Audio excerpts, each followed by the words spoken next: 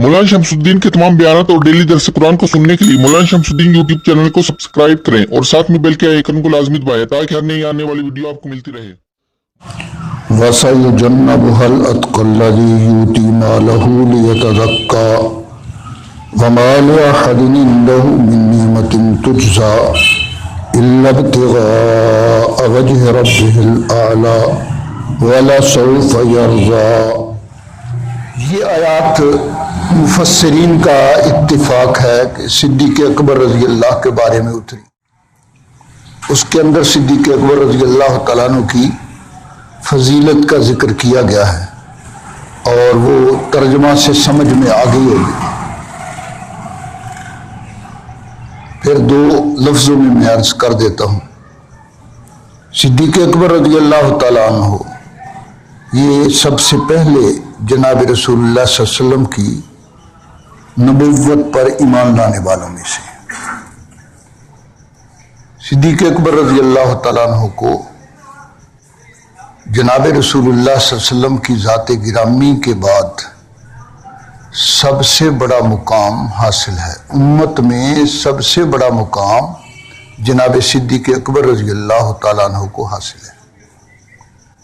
सिद्दीक़ अकबर रज़ी अल्लाह तआला अन्हु वो अज़ीम शान हस्ती हैं जिनके बारे में अल्लाह के रसूल सल्लल्लाहु अलैहि वसल्लम ने खुद अपनी ज़ुबान वही तर्जुमान से ये बात इरशाद फरमाई।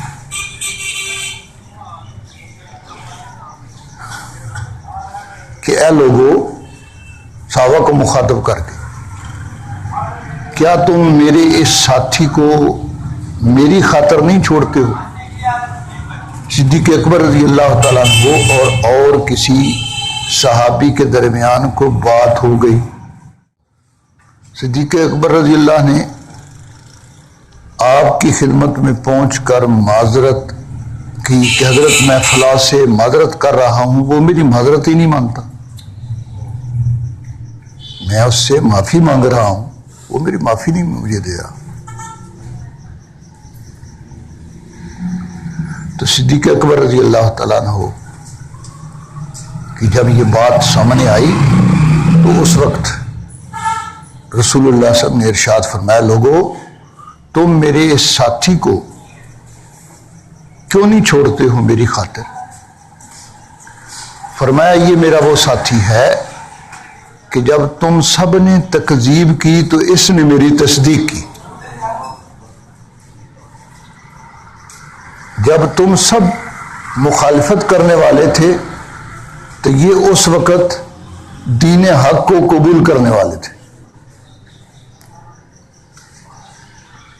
और फरमाया कि ये वो शख्स है जिसने अपना माल मुझ पर खर्च किया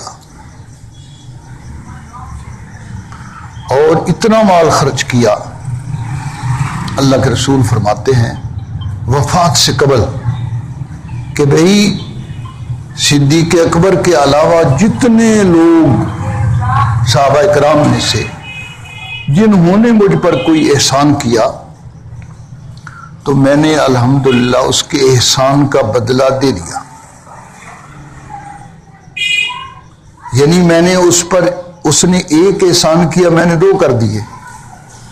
उसके एहसान का बदला उसके एहसान से आला अंदाज में मैंने दे दिया। इल्ला अबी बकर, सवाए अबू बकर के, कि इसका एहसान मुझ पर इतना है कि मैं उसके एहसान का बदला दुनिया में नहीं चुका सकता, आखिरत में बदला दूंगा। जबकि अल्लाह ने अपने रसूल सल्लल्लाहु अलैहि वसल्लम के बारे में फरमाया, वला सौफ युतीक रब्बुका फतरज़ा, मेरे मोहम्मद सल्लल्लाहु अलैहि वसल्लम, अल्लाह आखिरत में आपको इतना देंगे कि आप खुश हो जाएंगे। और ये जो आयत मैंने पढ़ी थी, उन आयत के अंदर यही बात है कि सिद्दीक़ अकबर जो काम भी करने वाले हैं, अल्लाह की राह में माल खर्च करने वाले हों या और नेकी का काम करने वाले हों, बस उनको मकसूद और मतलूब जो है वो रज़ाए इलाही है। تو صدیق اکبر رضی اللہ تعالیٰ عنہ کے بارے میں اللہ تعالیٰ فرما رہے ہیں وَسَيُجَنَّبُهَا الْأَتْقَى، سب سے بڑا متقی جو ہے جہنم سے اس کو بچا لیا جائے گا، الَّذِي يُؤْتِي مَالَهُ، جو کہ اپنا مال اس لیے دیتا ہے لِيَتَزَكَّى، تاکہ وہ مال بھی پاک ہو جائے اور خود بھی یہ دینے والا بھی پاک ہو جائے۔ معلوم ہوتا ہے کہ راہ خدا کے اندر جو مال آدمی دیتا ہے اس سے دو فائدے فوری حاصل ہوتے ہیں، ایک مال بھی پاک ہو جاتا ہے، دوسرا دینے والا بھی گناہوں سے پاک ہو جاتا ہے۔ زکوٰۃ کا فقط یہی فائدہ نہیں کہ مال جو ہے وہ پاک ہو گیا، بلکہ یہ دینے والا بھی گناہوں سے پاک ہو گیا۔ اور پھر اللہ فرما رہے ہیں مال احد عنده من نعمت تجزا، کہ صدیق پر کسی کا احسان نہیں ہے کہ جس کا وہ بدلہ چکا رہا ہو، کہ جس کو اس نے جو ہے کسی نے اس پر احسان کیا اور یہ اب اس احسان کا بدلہ دے رہا ہے، ایسا بھی نہیں ہے، بلکہ خود وہ احسان کر رہا ہے۔ الا ابتغاء وجہ ربہ الاعلی، وہ اپنے رب اعلیٰ کی رضامندی کا طلبگار ہے، وہ یہ چاہتا ہے کہ میرا رب راضی ہو جائے۔ اور پھر آگے فرمایا وہی بات جو رسول اللہ صلی اللہ علیہ وسلم کو فرمایا وَلَسَوْفَ يَرْضَىٰ، کہ قیامت کا دن آ رہا ہے، فرمایا ان قریب صدیق کو ہم راضی کریں گے۔ اللہ کے رسول کے لیے بھی فرمایا اللہ پاک نے کہ میرے پیغمبر ہم آپ کو اتنا دیں گے کہ آپ بھی راضی ہو جائیں گے، اور صدیق کے بارے میں اللہ پاک فرما رہے ہیں وَلَسَوْفَ يَرْضَىٰ، کہ ان قریب صدیق کو ہم راضی کر دیں گے۔ تو صدیق کو جو مرتبہ دیا ہے اللہ پاک نے، یہ مرتبہ ان کی اسلام کے لیے، پیغمبر اسلام کے لیے ان خدمات اور ان قربانیوں کا نتیجہ ہے جو انہوں نے آپ کے لیے اور اسلام کی خاطر انہوں نے برداشت کی اور خدمات انجام دی۔ اور کسی آدمی کا بھی مرتبہ دین کے اندر وہ اسی وقت ہی ہوگا جب وہ دین کے لیے اپنی خدمات جو ہے وہ انجام دے گا، اس لیے کہ دین ہی ہے جو اللہ کا قرب جس سے نصیب ہوتا ہے، دین یہ ہے جس سے اللہ پاک راضی ہوتے ہیں۔ اگر یہ مومن ایمان لے آیا تو اللہ اس سے راضی۔ اور جناب رسول اللہ صلی اللہ علیہ وسلم کی وفات سے پہلے آپ نے اپنے آخری دنوں میں، جو دنیا کے اندر آپ کے آخری ایام تھے، ان میں جناب رسول اللہ صلی اللہ علیہ وسلم نے اپنے مصلی پر صدیق اکبر کو کھڑا کیا۔ صدیق اکبر رضی اللہ تعالیٰ عنہ کے بارے میں آپ نے فرمایا بلال جب اطلاع دینے آئے کہ حضرت نماز کا وقت ہو چکا، تو آپ بیمار تھے تو اس کی وجہ سے آپ تشریف نہیں لا سکتے تھے، تو آپ نے فرمایا مرو ابا بکر فلیصلی بالناس، کہ جاؤ ابو بکر کو کہو کہ وہ لوگوں کو نماز پڑھائے۔ وہ لوگ جنہوں نے جناب رسول اللہ صلی اللہ علیہ وسلم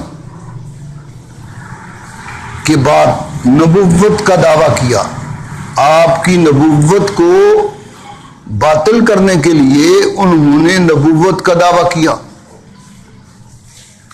صدیق اکبر رضی اللہ عنہ نے ان کو کیفر کردار کیا، اپنی تلوار سے ان کو ختم کر دیا۔ رسول اللہ صلی اللہ علیہ وسلم کی نبوت کی اور آپ کے پیغام کی حفاظت کی اور مرتدین کا خاتمہ کر دیا صدیق اکبر رضی اللہ تعالیٰ عنہ۔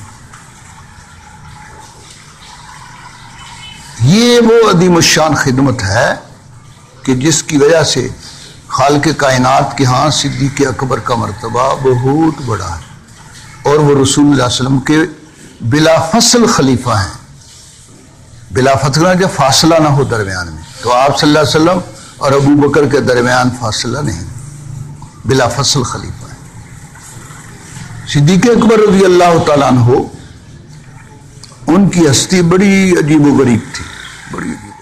جو لوگ ارتداد اختیار کرنے والے تھے ان میں دو قسم کے لوگ تھے، ان دونوں قسم کے خلاف صدیق اکبر رضی اللہ نے برابر تلوار اٹھائی. وہ 4 شخص تھے: مسیلمۃ الکذاب، اسود انسی، اور طلحہ بن خویلد اسدی، اور ایک عورت تھی. تو عورت جو ہے وہ بعد کے اندر وہ ایمان لے آئی، دعویٰ اپنا نبوت کا چھوڑ دیا، جھوٹا دعویٰ چھوڑ دیا، توبہ کر لی، اس کی توبہ قبول کر لی. طلحہ بن خویلد اسدی جو ہے وہ بھی تائب ہو گیا، اور بعد میں جو شام کے علاقے میں حضرت فاروق اعظم رضی اللہ کے زمانے کے اندر جو جہاد پیش آئے، ان میں بڑی خدمات، بہادر آدمی تھا، بڑی خدمات انجام دی. شیطان کے برگلانے سے وہ جو ہے پھسل گیا تھا، اللہ نے پھر توبہ کی توفیق دے دی. اور 2 شخص جو ہیں، اسود انسی وہ اپنے دعوے پر قائم رہا، جھوٹے نبوت کے دعوے پر، اور مسیلمہ کذاب بھی. اور صدیق اکبر رضی اللہ نے ان دونوں کو اپنی مجاہدین، اپنی فوجوں کے ذریعے ان دونوں کو قتل کروا دیا، ہلاک کر دیا. رسول اللہ علیہ وسلم کی نبوت کی اور پیغام نبوت کی حفاظت فرمائی. اسلام کی کشتی اس وقت ڈگمگا رہی تھی، جس کو صدیق اکبر رضی اللہ تعالیٰ نے بھنور سے نکال کر پھر کھلے سمندر کے اندر صدیق اکبر نے ڈال دیا. حضرت فاروق اعظم رضی اللہ تعالیٰ عنہ کی سلطنت میں جو امن چمن اور ساری بڑی فتوحات ہیں، ان کی گویا بنیاد صدیق اکبر رضی اللہ کا وہ دور حکومت ہے کہ جزیرہ عرب سے دشمنوں کو جب صاف کر دیا تو جو لوگ موجود تھے ان کو فاروق اعظم رضی اللہ تعالیٰ عنہ نے ان کو ساتھ ملایا، قائم رہے، وہ دین پر دوبارہ قائم ہو کھڑے ہو گئے، اور پورا جزیرہ عرب جو ہے ایک مٹھی جو ہے وہ بن گیا. اور اس لیے انہوں نے جب پورا جزیرہ عرب ایک مٹھی بن گیا تو کیسر و کسریٰ کی سلطنتوں کو انہوں نے الٹ دیا.